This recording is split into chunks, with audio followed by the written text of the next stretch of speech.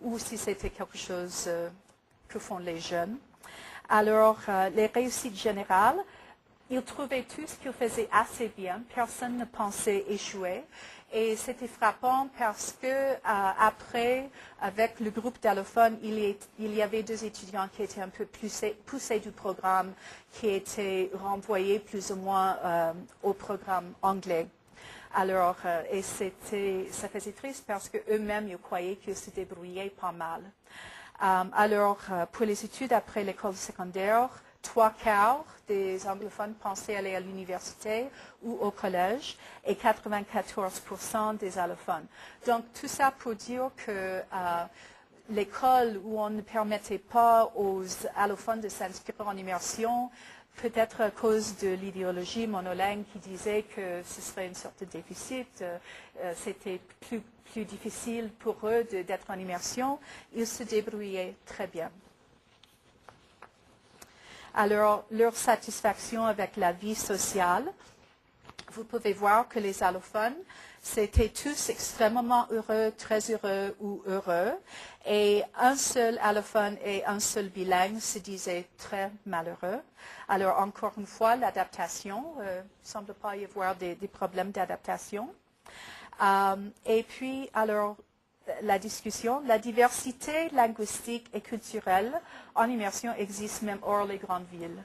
Alors, la première ville en Ontario, dans le sud de l'Ontario, c'est assez loin de Toronto, donc c'était même pas le phénomène d'être à côté de Toronto. Et ce qui était frappant dans cette ville-là, c'était que les 3 plus grands groupes d'immigrés, c'était les Polonais et les Arabes et les Espagnols, et c'était les 3 plus grands groupes d'allophones qui étaient dans le programme d'immersion.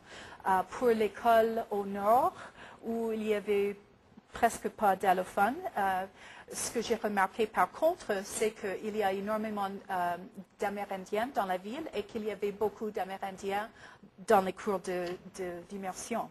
Donc, on pourrait dire que la diversité qui existe en immersion, que ça reflète la diversité régionale. Alors, les minorités de langue non officielles ont accès à l'immersion, mais leur langue maternelle n'est pas soutenue. Ça peut se voir comme problématique, juste du fait que dans l'un cas, ils n'étaient même pas admis au programme. Ou de toute façon, ça peut être invisibilisé. C'est ça, les résultats de Dagenet ont dit ça depuis longtemps. Alors, ça nécessite des modifications au programme si on veut que ce soit un bilinguisme additif, parce que en ce moment, pour les anglophones, c'est un bilinguisme additif, mais ça pourrait être un bilinguisme suspectif pour les allophones du fait que la langue maternelle n'est pas soutenue dans le programme. Alors, de toute façon, leur nier l'accès aura des implications pour la justice sociale et pour l'avenir du bilinguisme officiel au Canada, comme le dit le travail de Kalimadi, qui dit que si on veut que la moitié des gens soient bilingues et on exclut une grande partie de la population, alors est-ce qu'on veut que c'est seulement les anglophones qui vont finir par être bilingues ou... Alors, il faut repenser cela.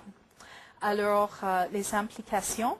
La question que Genesee a posée en 1976 se pose encore. L'immersion est-elle à propos pour tous les étudiants? Moi, je dirais que oui, mais ce n'est pas nécessairement l'idée que tout le monde, qu'à le grand public. Par exemple, encore une fois, le cas de l'école au Nord, où on trouvait que l'immersion n'était pas à propos pour les allophones et ils étaient renvoyés tout de suite dans l'autre programme, dans l'autre côté de l'école. Alors, il faut dépasser l'idée que l'anglais, c'est uniquement l'anglais qui est la norme hors du Québec. Et il faut propager des conceptions plus réalistes de l'essor linguistique qui existe au Canada actuel, de toute la richesse linguistique. Il nous faut repenser les programmes d'immersion en fonction de cette richesse et il nous faut en parler dans les facultés d'éducation et dans toute forme de développement pédagogique des enseignants. les responsables qui interdisaient aux étudiants de s'inscrire en immersion avaient certaines croyances. Alors, c'était sans doute la croyance que, le bilinguisme, c'est difficile. Alors, ils sont déjà bilingues, donc ça, c'est assez difficile. Donc, pourquoi les inscrire en immersion? Ça va rendre la vie encore plus difficile. Alors, il faut changer le point de vue en leur disant qu'il y a eu des études, avec les résultats positifs du point de vue affectif, social, académique. Les enfants qui sont là se débrouillaient bien. Alors, plutôt que d'avoir des réactions qui ne sont pas fondées dans les recherches. Et il nous faut agir.